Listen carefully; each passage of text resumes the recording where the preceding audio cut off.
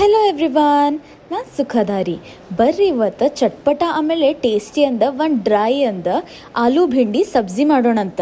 ಅದಕ್ಕೆ ಮುಂಚೆ ನಮಗೆ ಎಷ್ಟು ಬೆಂಡಿಕಾಯಿ ಬೇಕಷ್ಟು ತೊಗೊಳ್ಳೋಣ. ಆಮೇಲೆ ಒಂದು 4 ಬಟಾಟಿ ತೊಗೊಳ್ಳೋಣ್ರಿ.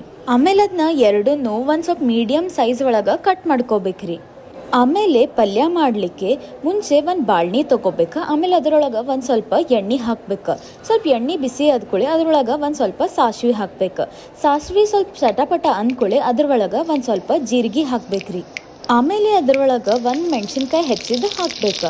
ಅದು ಸ್ವಲ್ಪ ಈಗ ತಾಳ್ಕೊಂಡ್ಕೊಳ್ಳಿ ನಾವು ಮೀಡಿಯಮ್ ಸೈಜ್ ಬಟಾಟಿ ಹೆಚ್ಚಿರೋದನ್ನ ಅದ್ರೊಳಗೆ ಹಾಕ್ಬೇಕ್ರಿ. ಅದನ್ನ ಹಾಕಿಕೊಳ್ಳಿ ಆಮೇಲೆ ಒಂದು ಸ್ವಲ್ಪ ಕೈ ಆಡಿಸ್ಕೋಬೇಕ್ರಿ. ಆಮೇಲೆ ಅದರೊಳಗೆ ಒಂದು ಸ್ವಲ್ಪ ಅರಿಶಿನ ಹಾಕ್ಬೇಕ್ರಿ. ಆಮೇಲೆ ಬಟಾಟಿ ಬೇಯ್ಕೊಳ್ಳೋ ಅಷ್ಟು ಒಂದು ಸ್ವಲ್ಪ ಉಪ್ಪು ಹಾಕ್ಬೇಕ್ರಿ. ಉಪ್ಪು ಹಾಕಿ ಆಮೇಲೆ ಅದನ್ನು ಚೆಂದಾಗಿ ಕೈ ಆಡಿಸ್ಕೋಬೇಕ್ರಿ. ಆಮೇಲೆ ಅದನ್ನು ಒಂದು 5ರಿಂದ 7 ನಿಮಿಷ ತನಕ ಮುಚ್ಚಿಡ್ಬೇಕ್ರಿ. ಅಂದ್ರೆ ಬಟಾಟಿ ಬೇಯ್ಕೋತಾವ. ಬಟಾಟಿ ಒಂದು ಸತೆ ಬೇಯ್ಕೊಂಡ್ಕೊಳ್ಳಿ ಅದನ್ನ ಮತ್ತೊಂದು ಸತೆ ಒಂದು ಸ್ವಲ್ಪ ಚಲೋತ್ನಾಗ ಕೈ ಆಡಿಸ್ಕೊಂಡು ಅದ್ರೊಳಗೆ ನಾವು ಮೀಡಿಯಮ್ ಸೈಜ್ ಹೆಚ್ಚಿರೋದು ಬೆಂಡಿಕಾಯಿ ಹಾಕ್ಬೇಕ್ರಿ. ಬೆಂಡಿಕಾಯಿ ಹಾಕಿದ ಮೇಲೂ ಅದನ್ನ ಸ್ವಲ್ಪ ಚಲೋತ್ನಾಗೆ ಕೈ ಆಡಿಸ್ಕೋಬೇಕ್ರಿ. ಈ ಪಲ್ಯ ಭಾಳ ಟೇಸ್ಟಿ ಆಗ್ತದ್ರಿ. ಆಮೇಲೆ ಮಾಡ್ಲಿಕ್ಕೂ ಭಾಳ ಈಸಿ ಆಗ್ತದ್ರಿ. ಬೆಂಡಿಕಾಯಿನ ಚಲೋತ್ನಾಗ ಮಿಕ್ಸ್ ಮಾಡ್ಕೊಂಡ್ಕೊಳ್ಳಿ. ಆಮೇಲೆ ಅದರೊಳಗೆ ಮತ್ತೊಂದು ಸ್ವಲ್ಪ ಟೇಸ್ಟ್ ಪ್ರಕಾರ ಉಪ್ಪು ಹಾಕ್ಬೇಕ್ರಿ. ಆಮೇಲೆ ಒಂದು ಸ್ವಲ್ಪ ಖಾರ ಪುಡಿ ಹಾಕ್ಬೇಕ್ರಿ. ಆಮೇಲೆ 1 ಚಮಚ ಧನಿಯಾ ಪೌಡರ್ ಹಾಕ್ಬೇಕ್ರಿ.